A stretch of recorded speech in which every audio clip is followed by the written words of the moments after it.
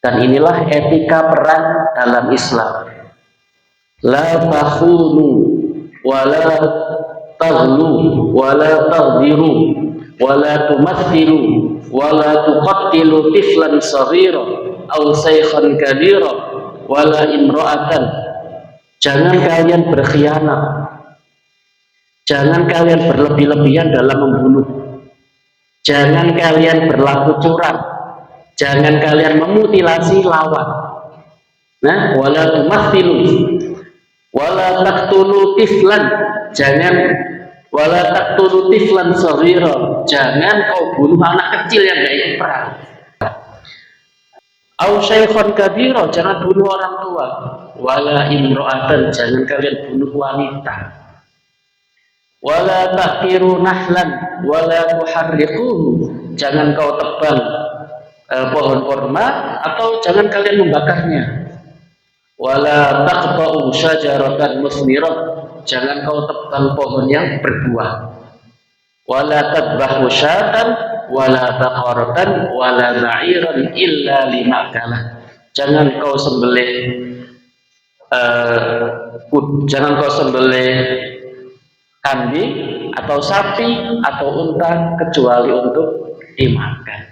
Nah, ini A'udzu billahi minasy syaithanir rajim. Bismillahirrahmanirrahim.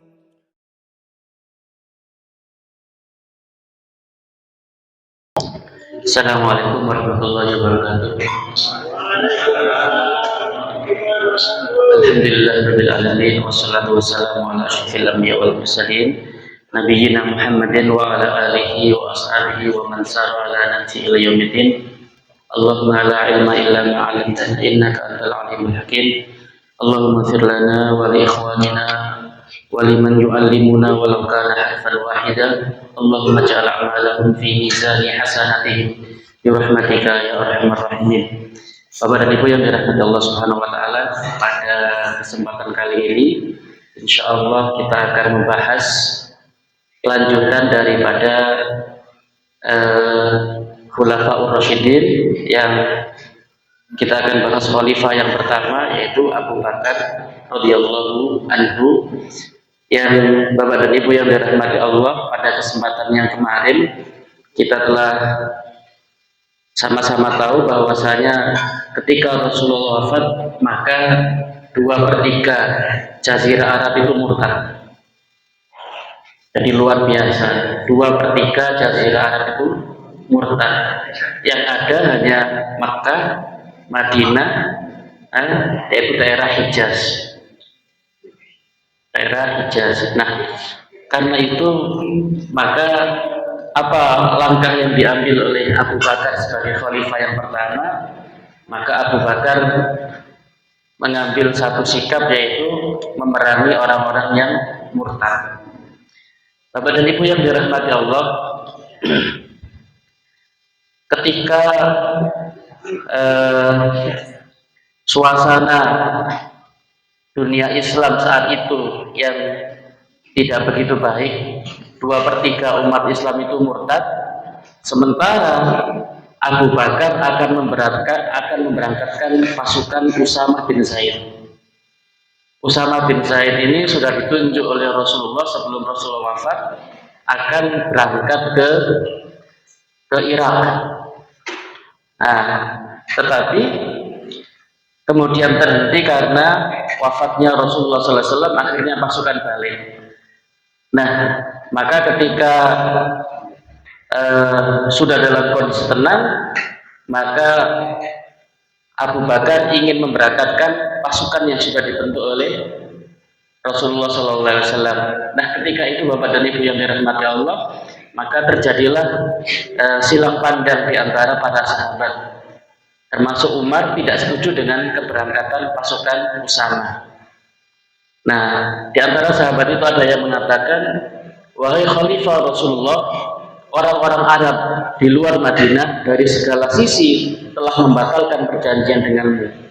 Jadi sudah murtad. Karena itu jangan Anda buat pasukan ini terpisah-pisah ke berbagai daerah. Buatlah pasukan ini terkumpul di satu titik untuk menghadapi orang-orang yang murtad. Nah, dan ini masuk akal sekali. Alasannya adalah kalau pasukan keluar, maka Madinah tidak aman. Padahal di dalamnya ada anak-anak, ada kaum wanita. Pertimbangkanlah untuk menunda menghadapi Romawi agar tidak dikalahkan oleh orang-orang sekitar kita sendiri. Setelah orang-orang murtad itu kembali atau ancaman pedang mereka hilang, maka baru kita kirim Usama. Nah, Bapak dan Ibu yang dirahmati Allah, pendapat yang sangat logis, masuk akal. Kenapa? Dalam rangka mengamankan negara. Tetapi Abu Bakar kekeh bahwasanya itu adalah perintah Rasul, maka aku tidak akan sedikit pun untuk menyelisihi perintah Rasul. Abu Bakar As-Siddiq tetap teguh untuk memberangkatkan pasukan Usama. Ia berkata, demi Allah, aku tidak akan mencopot Usama, padahal Rasulullah telah mengangkatnya menjadi panglima perang. Berangkatlah pasukan Usama, dan pasukan Usama ini berhasil menyelesaikan misinya dengan baik. Mereka kembali ke Madinah dengan membawa kemenangannya gilang-gemilang. Padahal dikhawatirkan, ini gimana kalau pasukan keluar, negara kosong, datang pasukan lain, kan 2/3 umat Islam murtad. Nah, maka pengiriman pasukan ini ternyata memberikan dampak besar terhadap kokohnya daulah Islamiyah di Madinah. Padahal setelah wafatnya Nabi, kondisi Jazirah Arab goncang, banyak kabilah yang murtad, mereka bersikap berbalik menyerang Madinah. Maka kemenangan itu bukan hanya berbekal pada persiapan materi, ada faktor maknawi yang bisa jadi jauh lebih kuat, yaitu mentaati Allah dan Rasulnya. Jadi logika-logika yang dibangun ini logika-logika materi, dan nggak salah. Tetapi keyakinan itu adalah perintah Rasul, perintah Allah yang kemudian dikuatkan oleh Abu Bakar, sampai Umar pun tidak setuju dengan pemberangkatan Usama. Tapi karena kemudian Abu Bakar kekeh, maka Umar pun mengalah. Nah, Bapak dan Ibu yang dirahmati Allah Subhanahu wa taala, coba kita perhatikan wasiat Abu Bakar saat pemberangkatan pasukan Usama. Dan inilah etika perang dalam Islam. La takhunu wa la taghlu wa la taghdiru wa la tumathilu wa la tuqattilu tiflan saghira aw shaykhan kabira wa la imra'atan. Jangan kalian berkhianat. Jangan kalian berlebih-lebihan dalam membunuh. Jangan kalian berlaku curang. Jangan kalian memutilasi lawan. Nah, wala tumathilu wala taqtulu tiflan. Jangan wala taqtulu tiflan saghira. Jangan kau bunuh anak kecil yang gak ikut perang. Coba Bapak dan Ibu yang dirahmati Allah, bagaimana dengan Israel di zaman sekarang? Mereka tidak membunuh tentara, yang mereka bunuh adalah anak-anak kecil, wanita. Mereka bunuh padahal mereka nggak ikut perang. Au syaikhon kabiro, jangan bunuh orang tua. Wala imro'atan, jangan kalian bunuh wanita. Wala taqiru nahlan, wala tuharriquhu, jangan kau tebang pohon kurma atau jangan kalian membakarnya. Wala taqta'u syajaratan musmirah, jangan kau tebang pohon yang berbuah. Wala tadbahu syatan wala baqaratan wala ba'iran illa limakalah, jangan kau sembelih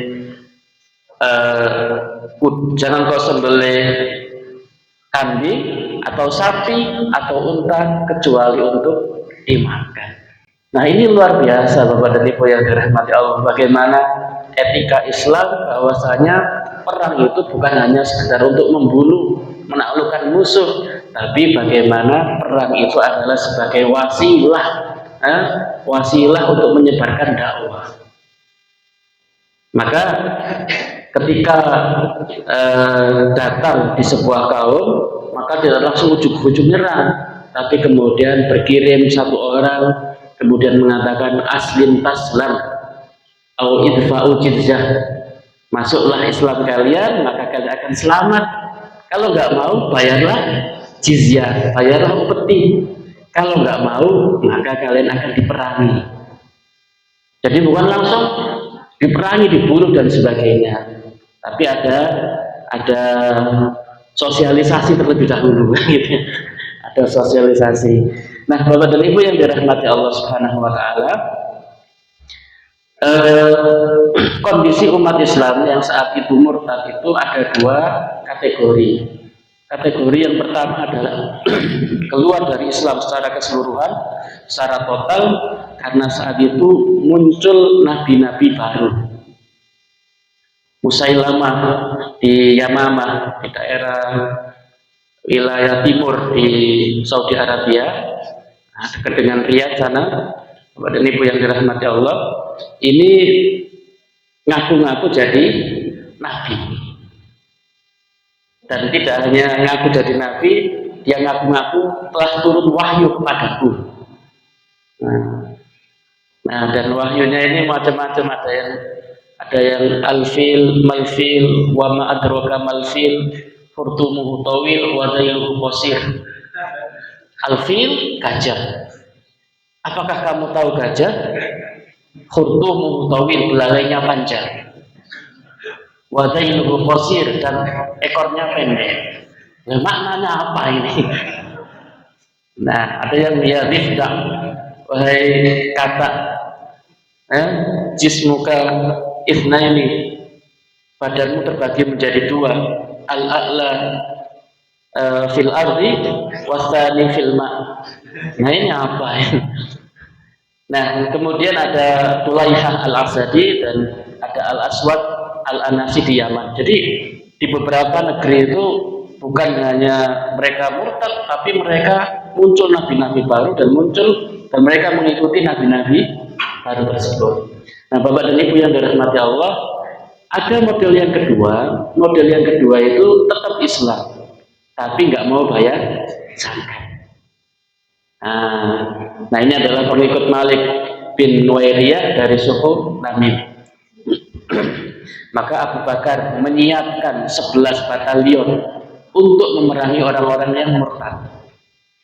Kalau yang pertama nggak ada masalah, semua sahabat setuju, karena mereka keluar dari Islam, maka sahabat semua setuju.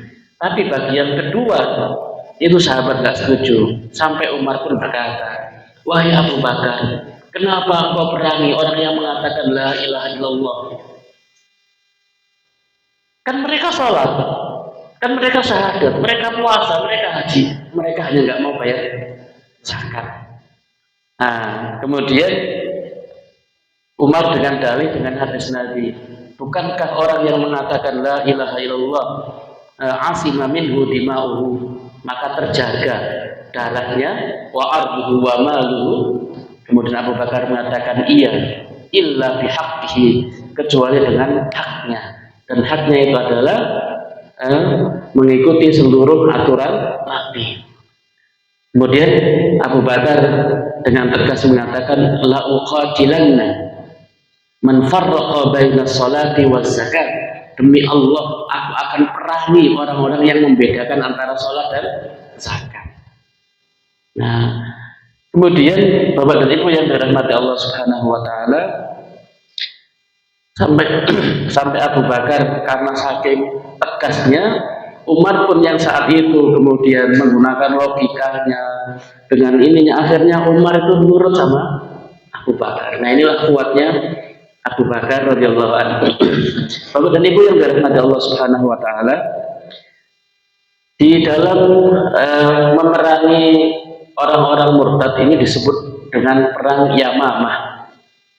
Karena di daerah Yamamah, dan ada satu peristiwa yang luar biasa, yaitu peristiwa bagaimana terbunuhnya Musailamah al-Kadzdzab. Masih ingat dengan Wahsy yang membunuh paman Nabi, Hamzah. Nah, Wahsy ini Bapak dan Ibu yang dirahmati Allah, proses setelah membunuh Hamzah kemudian dibebaskan, kemudian masuk Islam. Nah, ketika masuk Islam ini, Wahsy ini pengen sekali berhadap-hadapan dengan Nabi dan Nabi tersenyum. Tapi Nabi manusia tidak bisa kemudian untuk kemudian berhadap-hadapan dengan Wahsy dan kemudian senyum kepadanya. Jadi Bapak dan Ibu yang dirahmati Allah, inilah menunjukkan bahwa Nabi itu manusia. Saya maafkan, tapi kalau berhadap-hadapan enggak teringat bagaimana dadanya dibelah, kemudian dikeluarkan hatinya. Nah, Bapak dan Ibu yang dirahmati Allah, karena itu Wahsy kemudian berusaha untuk sedemikian rupa supaya bisa melihat Nabi dan mata Nabi bertemu dengan matanya Wahsy. Akhirnya Wahsy itu sholat di belakang Nabi, berada di sebelah kirinya. Karena Nabi kalau habis sholat pasti menghadap agak sebelah kiri. Dan Nabi tahu ternyata ada Wahsy di situ. Maka Nabi gini saja. Nah, maka Nabi, tapi Wahsy pun tidak, proses obatnya Nabi tidak kecewa, kemudian Wahsy tidak kecewa kemudian murtad, tapi kemudian Wahsy kemudian mengatakan, kalau dulu saya telah melakukan satu kejahatan di masa jahiliyah, maka saya ingin membuat satu amalan yang luar biasa di masa Islam ini. Maka ketika diumumkan perang Riddah memerangi orang-orang yang murtad, maka keinginan Wahsy adalah saya akan membunuh Musailamah Al-Kadzdzab. Nah, maka Bapak dan Ibu yang dirahmati Allah, dalam perang Yamamah itu Musailamah Al-Kadzdzab itu ditombak oleh Wahsy seperti Wahsy menombak Hamzah. Jadi cari amal yang sepadan. Nah, Bapak dan Ibu yang dirahmati Allah Subhanahu wa taala, semangat yang dibawa oleh Abu Bakar ketika dalam kondisi negara yang kacau seperti itu, maka semangatnya adalah satu, ayam kusuha dan din wa anahai. Apakah agama ini akan berkurang satu persatu? Hari ini orang nggak bayar zakat, besok mungkin orang nggak puasa, besok mungkin orang nggak haji dan sebagainya. Apakah ini aku biarkan sementara aku masih hidup? Maka Abu Bakar seakan-akan mengatakan, kalau aku masih hidup, maka aku akan berjuang. Kalau kalian nggak mau berjuang, aku yang akan berjuang. Nah, itulah yang kemudian membuat Umar luluh tunduk pada Abu Bakar. Nah, Bapak dan Ibu yang dirahmati Allah, semangat ini hendaklah ada pada kita. Ayam kusuha dan din wa nahnu ahya. Apakah agama ini akan berkurang sementara kita ini masih hidup? Apakah anak-anak kita itu akan rusak sementara kita itu masih hidup? Nah, Bapak dan Ibu yang dirahmati Allah, inilah semangat Abu Bakar yang sangat luar biasa. Nah, kemudian Bapak dan Ibu yang dirahmati Allah, di dalam riwayat Bukhari, bagaimana semangatnya Abu Bakar itu sampai disebutkan dalam Bukhari, wallahi la uqatilanna man farraqa baina sholati waz zakat. Demi Allah, aku akan perangi orang yang memisahkan antara kewajiban sholat dan kewajiban zakat. Fa inna zakata haqqul mal. Wallahi, sesungguhnya zakat itu adalah haqqun lil mal, haqqul mal, hak karena orang itu punya harta. Badan Ibu yang dirahmati Allah, jadi orang zakat itu karena hartanya sudah sampai nisab, bukan siapa pemiliknya. Umpama anak umur 6 tahun punya uang 1 miliar, apakah wajib zakat? Wajib. Apakah wajib sholat? Tidak. Karena sholat itu kaitannya dengan mukallaf. Orang itu sudah akil, baligh, berakal dan baligh. Tapi kalau harta itu tidak ada hubungannya siapa pemiliknya, tetapi sudah sampai nisab atau tidak. Jadi anak kecil, umpama dia dapat warisan 1M, dapat warisan 1M, kemudian berjalan 1 tahun, apakah wajib zakat? Iya. Nah, fa inna zakata haqqul mal. wallahi law mana'uni iqalan kana yu'addunahu ila Rasulillah sallallahu alaihi wasallam laqataltuhum ala man'ihi. Demi Allah, kalau seandainya mereka menahan iqal itu talinya unta. Nah, kalau jenengan lihat orang Arab di atasnya pakai hitam-hitam, tali itu namanya iqal. Nah, jadi unta juga pakai tali. Nah, itu namanya iqal. Nah, kanu yu'addunahu ila Rasulillah. Saat itu mereka membayarnya, memberikannya kepada Rasulullah, dan sekarang nggak mau bayar, maka pasti aku akan memeranginya. Wallahi ma huwa illa an ra'aitu qad syaraha sadru Abi Bakar lil qital fa araftu annahu al-haq. Maka ketika Umar mengetahui hal itu, semangatnya Abu Bakar yang luar biasa.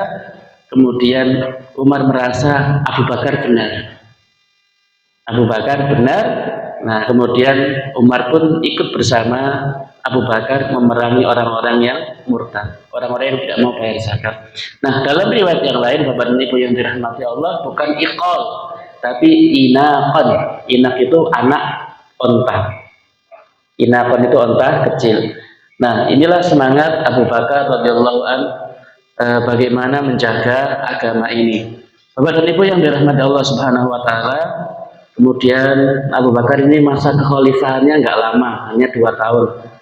2 tahun, maka beliau wafat pada hari Senin di bulan Jumadil Awal tahun 13 Hijriah. Tahun 11 menjadi khalifah, tahun 13 wafat. Ketika itu umur beliau adalah 63 tahun. Nah, Bapak dan Ibu yang dirahmati Allah, pasca penaklukan orang-orang yang murtad, maka Abu Bakar ingin melebarkan sayap dakwah. Nah, jadi Arab semuanya sudah balik ke Islam, sudah nggak ada lagi yang memerangi Islam. Nah, sebagian sudah kembali lagi kepada Islam, maka Abu Bakar ingin melebarkan sayap dakwah. Maka yang pertama kali ingin disebarkan dakwah itu adalah ke Irak. Nah, pada tahun 12 Hijriah, Abu Bakar menyiapkan 2 pasukan di bawah kepemimpinan Khalid bin Walid untuk menaklukkan benteng Ubullah, salah satu benteng terkuat di Irak, dan ini berada di selatan Irak. Di wilayah selatan ditunjuklah Khalid bin Walid. Dan 1 pasukan di bawah kepemimpinan Iyad bin Hunam di wilayah utara Irak. Nah, kemudian berangkatlah Khalid bin Walid dan berangkatlah Iyad bin Hunam ini sesuai dengan perintah Abu Bakar. Ketika itu Irak dikuasai Romawi. Dan salah satu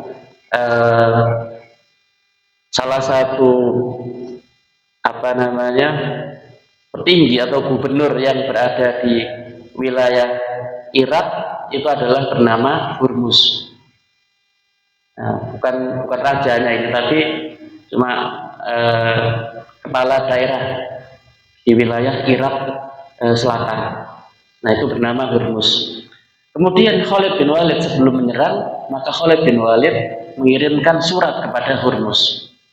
Surat itu isinya adalah aslim taslam. Masuk Islamlah kamu, maka kamu akan selamat. Au tadfa'u jizyah, atau engkau bayar jizyah. Fala talumanna illa nafsak. Kalau kalian nggak mau, maka kamu jangan menyalahkan kecuali dirimu.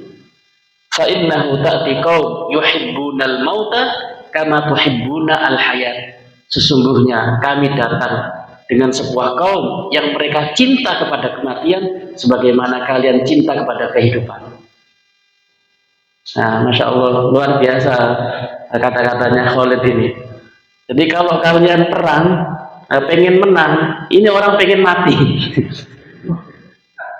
Nah, ini pengen mati. Tuhibbunal mauta kama tuhibbunal hayat. Mereka cinta kepada kematian sebagaimana kalian cinta kepada kehidupan. Jadi mereka nggak cari hidup, mereka cari mati. Nah, setelah itu Hurmuz menerima surat itu, nggak dibaca, tapi dimasukkan air. Nah, kemudian terjadilah mubarozah. Jadi pasukan perang dahulu itu mesti diawali dengan mubarozah, duel satu lawan satu. Jadi keluar 3 orang, kemudian duel satu persatu.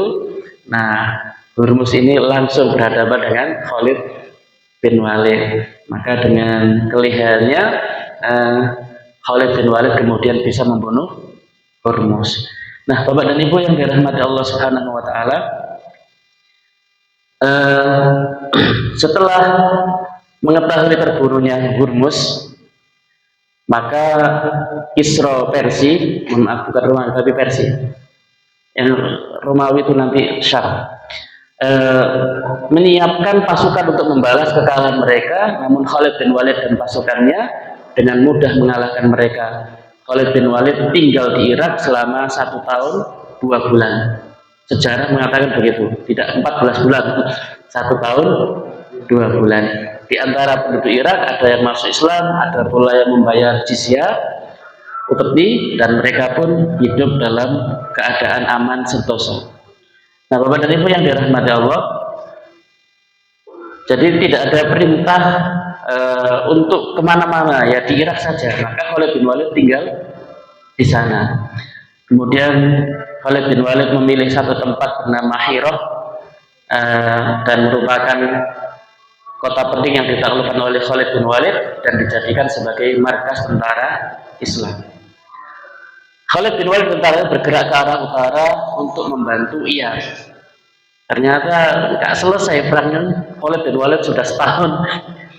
Iyad ini masih belum bisa menaklukkan wilayah utara. Nah, maka kemudian bergerak ke arah utara dan menuliskan surat kepada pemimpin-pemimpin Persia saat itu, dengan surat yang hampir sama dengan kepada Hurmuz. Nah, dan dengan taktik dan strateginya Khalid bin Walid, maka Irak, wilayah selatan dan wilayah utara dikuasai umat Islam. Nah, Bapak dan Ibu yang dirahmati Allah Subhanahu wa taala,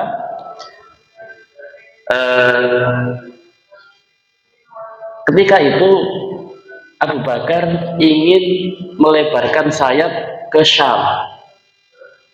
Nah, jadi Irak, Syam itu sekarang, Syam itu ada, kalau sekarang itu adalah Damaskus, Palestina, Yordania, dan Syria. Nah, itu dulu Syam namanya. Dulu namanya Syam, sekarang menjadi 4 negara. Dan penaklukan ini adalah menjadi pintu masuknya Islam ke Palestina dan merebut Baitul Maqdis. Dan sekarang direbut oleh orang Yahudi. Nah, Bapak dan Ibu yang dirahmati Allah, maka kemudian Abu Bakar menyiapkan 4 pasukan. Zaid bin Abi Sufyan dikirim ke Damaskus, kemudian Amir bin As dikirim ke Palestina, Surahbil bin Hasanah dikirim ke Yordania, dan Abu Ubaidah bin Jarrah dikirim ke Hims atau ke Syria. Nah, tetapi dalam perjalanannya, jadi Syam waktu itu dikuasai Romawi, kalau tadi dikuasai Persia, Syam dikuasai Romawi. Ternyata dalam perjalanannya mereka ini tidak cukup kuat, karena pasukan yang dipimpin oleh Heraklius, pasukan Romawi ini sangat besar dan sangat kuat. Karena itu, maka setelah beberapa bulan, maka kemudian Amr bin As kemudian mengarahkan para pemimpin pasukan, mengarahkan Surahbil, mengarahkan ini semuanya untuk bersatu dan berkumpul di Yarmouk. Karena kalau kita terpisah-pisah kecil, kita nggak akan menang. Kemudian mereka berkirim surat kepada Khalifah Abu Bakar untuk mengirimkan bantuan tentara kepada mereka untuk menghadapi bangsa Romawi. Nah, waktu itu Abu Bakar masih ingat Khalid bin Walid masih di Irak. Maka Abu Bakar berkirim surat kepada Khalid bin Walid yang ada di Irak untuk bergerak menuju Yarmouk. Bapak dan Ibu yang dirahmati Allah Subhanahu wa taala, kalau kita bisa lihat di peta ya. Nah, Irak di sini, Syam di sana, dan Yarmouk itu di bawahnya Lubnan, Lebanon. Ini wilayah yang kalau sekarang Palestina itu Gaza di sana, di bawahnya Palestina itu ada Gaza. Ini Yordania. Jadi kalau mau masuk Palestina sekarang ini bisa lewat Mesir di bawahnya, bisa lewat Yordan atau bisa lewat Lebanon. Nah, Bapak dan Ibu yang dirahmati Allah, dari Irak menuju ke Yarmouk atau ke Syam itu kalau perjalanan normal dengan pasukan berkuda itu 1 bulan. 1 bulan melewati padang pasir yang demikian. Tapi karena ini perintah Abu Bakar, maka kemudian dikondisikan onta-ontanya, kuda-kudanya itu dikondisikan oleh Khalid bin Walid, dan mereka menempuh perjalanan 15 hari. Luar biasa, berjalan dengan 10.000 pasukan berkuda. Nah, kesampainya di Yarmouk, Bapak dan Ibu yang dirahmati Allah Subhanahu wa taala, maka kemudian Khalid bin Walid ketemu dengan seniornya Abu Ubaidah bin Jarrah. Wahai Abu Ubaidah, yang layak menjadi panglima ini adalah panjenengan. Tapi karena Abu Bakar menunjukku, maka aku yang menjadi panglima. Jadi tadi 4 pasukan semuanya sekarang pimpinan umum dipegang oleh Khalid bin Walid. Nah, Bapak dan Ibu yang dirahmati Allah Subhanahu wa taala, maka jumlah umat Islam saat itu, pasukan Islam, ada yang mengatakan 36 sampai 40 ribu. Dan dibagi oleh Khalid bin Walid dalam 36 batalion. Setiap batalionnya terdiri dari 1.000 tentara. Sementara jumlah pasukan Romawi antara 200.000 sampai 240.000.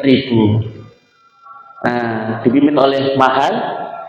Pasukan terdiri dari Kristen Arab yang dipimpin oleh Jibillah bin Al-Aiham, dan sayap kanan dipimpin oleh Kurin, sayap kiri dipimpin oleh Ibnul Qanatir, dan di tengah dipimpin oleh Adirjar.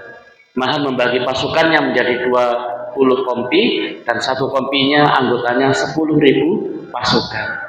Jelas jumlah yang tidak seimbang. Dan di mana-mana Bapak dan Ibu yang dirahmati Allah, di mana-mana ketika perang itu jumlahnya nggak pernah seimbang. Yang mirip-mirip dekat itu hanya di perang Hunain, hanya 1:2. Perang Hunain itu 1:2, tapi karena 1:2 itu maka umat Islam mengatakan kami akan menang. Tapi karena kemudian sombong dengan jumlah yang banyak, Allah berikan kekalahan di awal perang. Gitu.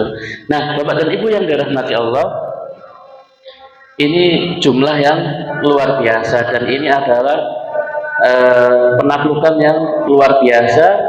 Tapi saat itu Bapak dan Ibu yang dirahmati Allah Subhanahu wa taala, ketika Heraklius Kaisar Romawi ini rapat musyawarah, Heraklius ini takut. Irak sudah takluk. Gimana kalau seandainya kita ini damai saja? Separuh kita berikan kepada umat Islam, separuh buat kita, daripada kita hancur semuanya. Tapi kata tentara-tentaranya, kita ini negara yang kuat, tentara kita banyak, kenapa takut kepada umat Islam? Karena mayoritas itu berperang, maka Heraklius pun ikut perang. Nah, Bapak dan Ibu yang dirahmati Allah Subhanahu wa taala, Mahan sebagai panglima perang kemudian menyuruh seorang Arab yang beragama Kristen, berbahasanya bahasa Arab tapi agamanya Kristen. Tolong kamu selidiki, kamu kan wajahmu wajah Arab, kamu masuk ke dalam tentara umat Islam. Apa yang mereka lakukan? Nah, Bapak dan Ibu yang dirahmati Allah Subhanahu wa taala, karena wajahnya wajah Arab, lisannya lisan Arab, maka tidak ada yang curiga bahwasanya itu adalah musuh. Nah, kemudian semalam mereka dia nginep, kemudian besoknya kemudian menyampaikan kepada Mahal. Kemudian waqala lahu ji'tuka min qaumin yaqumuna al-lail kullah. Ketika aku datang kepada mereka di malam hari, mereka itu orang yang kalau sholat, sholat malam itu kullah, seluruh malam. Yusalluna wa yasumuna, mereka sholat, mereka puasa an-nahar pada siang hari. Wa ya'muruna bil ma'ruf wa yanhauna 'anil munkar, mereka amar ma'ruf nahi munkar. Ruhbanul lail fursanun nahar, mereka itu seperti rahib di malam hari, dan ketika di siang hari seperti pasukan yang luar biasa. Nah, Bapak dan Ibu yang dirahmati Allah, lau yusraq malikuhum laqata'u yadahu, lau yasrik malikuhum laqata'u yadahu. Kalau seandainya ada orang yang mencuri, meskipun dia itu adalah raja atau anak raja, pasti akan dipotong tangannya. Walau zana la rajumuhu, kalau dia itu berzina, meskipun dia pemimpin, pasti akan dirajam. Li'itharihim al-haq, karena mereka mendahulukan kebenaran. Wattaba'uhum iyyahu 'alal hawa, dan mereka wattiba'uhum iyyahu 'alal hawa. Nah, Bapak dan Ibu yang dirahmati Allah, jadi mereka juga mengirim telik sandi. Apa sebenarnya yang dilakukan oleh umat Islam? Nah, subhanallah, kriteria umat Islam saat itu seperti itu. Maka tidaklah menutup kemungkinan jumlah yang 36.000 bisa mengalahkan 200.000. Nah, Bapak dan Ibu yang dirahmati Allah Subhanahu wa taala, maka bertemulah kedua pasukan yang tak imbang tersebut di Yarmuk. Perang belum selesai, datang kabar dari Madinah bahwa Khalifah Abu Bakar wafat. Nah, dan Umar menjadi khalifah. Tapi apa yang terjadi, Bapak dan Ibu yang dirahmati Allah? Yang terjadi adalah Umar mengirim surat bahwasanya pimpinan perang adalah Abu Ubaidah, dan Khalid dipecat. Khalid dipecat di tengah perang. Nah, Bapak dan Ibu yang dirahmati Allah Subhanahu wa taala, Khalid dengan besar hati kemudian memberikan tampuk pimpinan kepada Abu Ubaidah. Strategi yang sudah diatur oleh Khalid bin Walid kemudian dijalankan oleh Abu Ubaidah. Maka dengan izin Allah Subhanahu wa taala, 36.000 itu bisa mengalahkan 200.000. Maka Heraklius kemudian mengatakan, selamat tinggal wahai Suriah. Nah, ilal liqa ya Suriah. Selamat tinggal wahai Suriah, ilal liqa la arahu abadan. Selamat tinggal dan aku tidak akan melihatmu selamanya. Nah, Bapak dan Ibu yang dirahmati Allah Subhanahu wa taala. Bapak dan Ibu yang dirahmati Allah, bagaimana jiwa besar Khalid bin Walid di tengah perang strategi yang luar biasa dipecat oleh Umar. Maka tapi Khalid tetap berada di garis depan. Ditanya oleh pengikut-pengikutnya, "Wahai Khalid, kamu kan bukan panglima, ngapain kamu di depan?" "Aku berjuang bukan karena Abu Bakar, aku berjuang bukan karena Umar, aku berjuang ini karena Allah Subhanahu wa taala."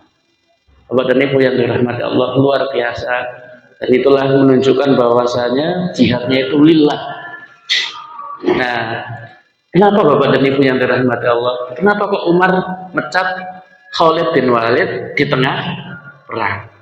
Kok nggak nanti saja setelah selesai perang gitu ya? Nah, kalau kita kan etikanya gitu kan gitu.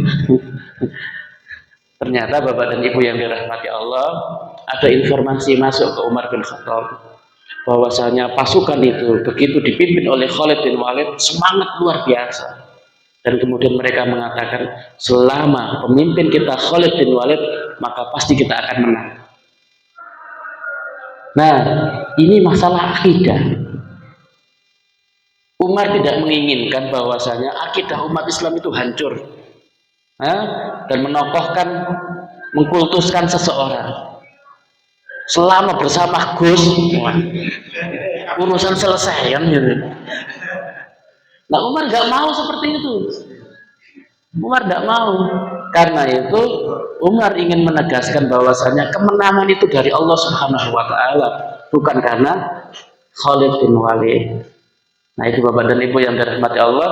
Karena itu maka kemudian inilah yang dilakukan oleh Umar, dan perhatian Umar dalam kondisi perang seperti itu tetap masalah akidah itu adalah tetap dijaga. Nah, bagaimana Bapak dan Ibu yang dirahmati Allah ketika Abdullah bin Umar itu, Bapak dan Ibu yang dirahmati Allah, sahabat, dikatakan sahabat yang selalu mengikuti semua apa yang dilakukan oleh Rasulullah. Padahal boleh jadi itu bukan perintah, tapi pokoknya Rasulullah melakukan, maka Abdullah bin Umar pasti melakukannya. Nah, ketika perjalanan umroh dari Madinah ke Mekah, Rasulullah itu singgah di satu tempat. Nah, kemudian setelah singgah di situ, maka Rasulullah sholat 2 rakaat dan menjadikan satu pohon sebagai sutrahnya. Nah, kemudian ketika Rasulullah sudah wafat, maka Abdullah bin Umar pun lewat di situ, karena ini jalan yang dilalui oleh Rasulullah, dan singgah di situ dan sholat 2 rakaat.